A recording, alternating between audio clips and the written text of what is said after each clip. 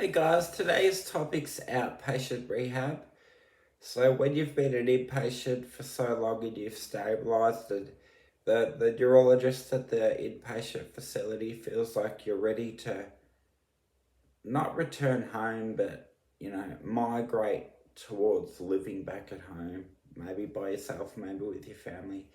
They'll set you up with an outpatient program. I briefly went through my first outpatient experience. I walked there with my son Junga in the pram uphill for about 2 kilometers. And then I got there, I sat down. The physio came up to me, introduced herself, and said, "Today we're going to do some very slow walking in the rails." And I said, "Well, I'll just walk 2 kilometers to get here." And she completely freaked out. She called patient transport or an ambulance or a cab. She took my blood pressure because I was still at high risk of carotid dissection.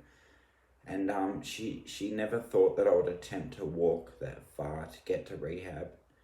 But that's just me. I'm really, really tenacious like that. Like, it was only 2 kilometers with a pram. That's doable after a stroke. Just walk it off. Like my under-10s football coach, no matter how bad your leg hurt, he'd say, walk it off. And walking it off is what I did. You walk it off. So the hospital set you up with outpatient rehab. Mine went for about 4 weeks, but my recovery was so exponential that I'd returned to running within 4 weeks of outpatient rehab. So they discharged me, and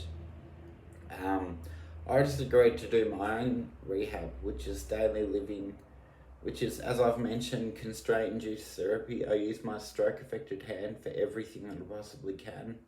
So that's my rehab, daily living. Thanks, guys.